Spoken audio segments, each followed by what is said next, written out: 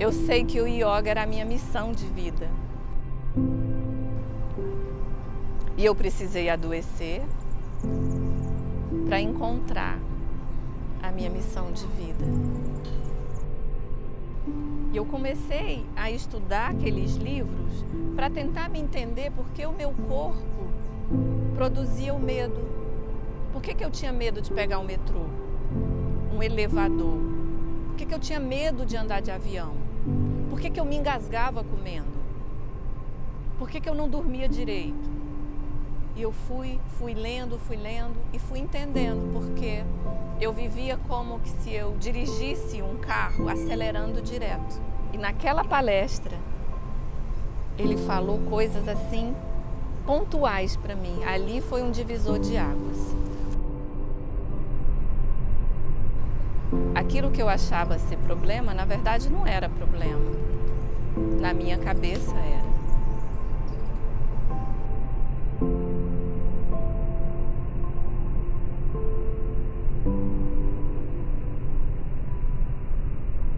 Bom, a Maria antes do yoga era agitada, nervosa,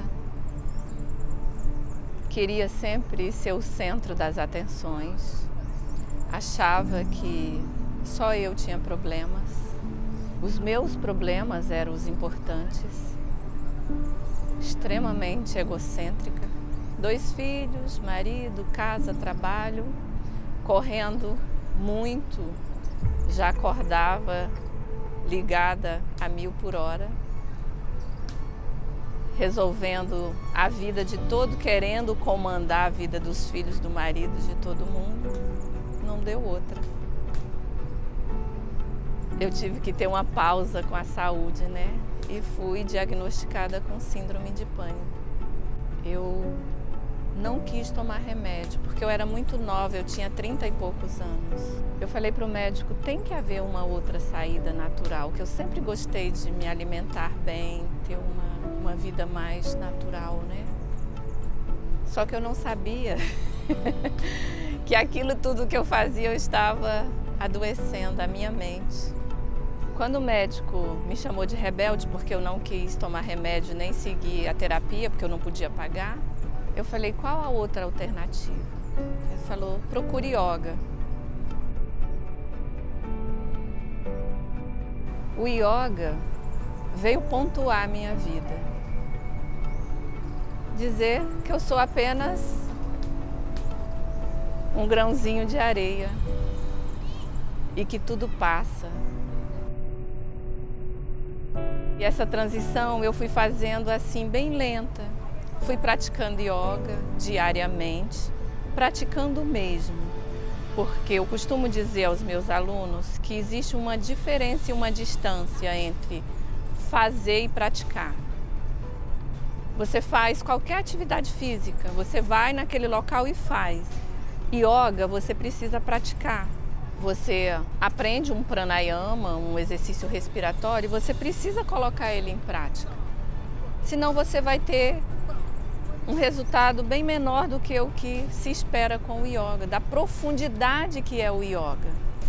Trabalha você nas camadas assim, muito mais profundas do ser, como se nós fôssemos uma cebola, que cada camada tem que ser trabalhada de uma forma para que exista um bem-estar físico, emocional e mental. E a Maria não é só uma professora de yoga, ela é uma pessoa assim maravilhosa, porque ela se doa inteiramente, né? Ela emana amor. Eu acho que é a melhor descrição da Maria, essa. Ela tem um amor dentro dela, que ela quer ajudar todo mundo, que ela quer fazer o bem. A Maria é muito atenciosa, muito cuidadosa e está sempre assim, ela tá os mínimos detalhes, não é só a aula, né? Mas é algo além disso, de ela poder estar sempre vendo que a gente está precisando de um pensamento, de uma meditação, uma aula específica, né? E há uma coisa muito interessante. Quando o aluno chega para fazer aula, eu percebo a fisionomia, como eu tinha uma fisionomia fechada, dura, sabe? E de repente, com 1 mês de aula, 3 meses de aula, eu percebo uma mudança na fisionomia. Uma coisa mais leve, é como se a pessoa carregasse um peso e de repente as aulas tiram aquele peso, né? É bem interessante. Então eu já tive relatos de pessoas que não dormiam bem por vários questionamentos, passaram a dormir melhor. De ser extremamente ansiosa, passaram a ter uma vida mais tranquila, ou que com depressão e também se sentiram melhor e se sintam melhor. Bom, eu conheci o yoga em 2011, quando eu tive depressão. Ajudou com que eu tivesse forças para lutar contra a depressão, além do tratamento que eu já fazia. E ela sempre me acolheu muito bem, ela conhece as minhas dificuldades e estamos sempre trocando essa energia. Ela me ajudou em outros momentos, coisas pessoais pelas quais eu passei, então eu sou muito grata a ela e ao yoga. Durante esse período da pandemia, ela foi muito importante para mim e eu só tenho a agradecer. Uma das várias coisas que eu tive de benefício com yoga, além da própria depressão, é que eu tenho um problema na córnea. E através dos exercícios de Trattak, que é yoga para os olhos, eu tive uma melhora significativa. Meu oftalmologista falou nas últimas consultas, porque é um problema que as células vão morrendo com o tempo e eu poderia ficar cega daqui a alguns anos. Então eu falei, será que o yoga ajudou? Porque os exercícios forçam bastante. Ele falou, com certeza. Então é mais um benefício que eu tive. E eu tenho um carinho muito especial por cada história, sabe?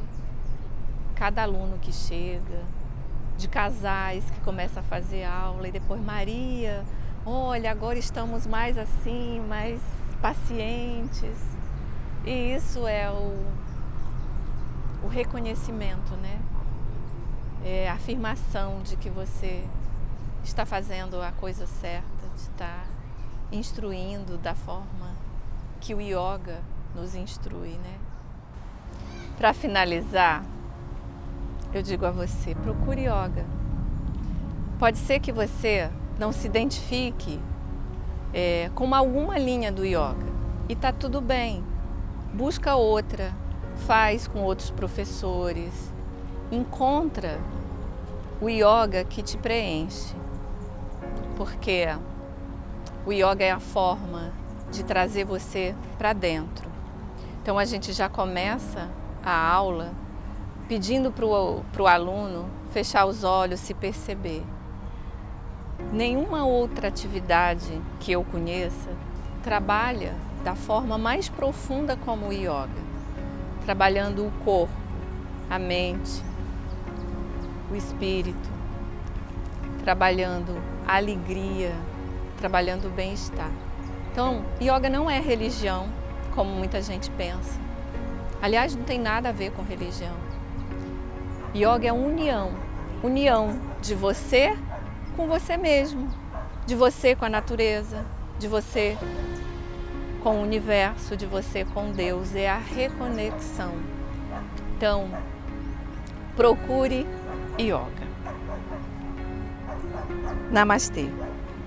Do meu coração para o seu, simples assim.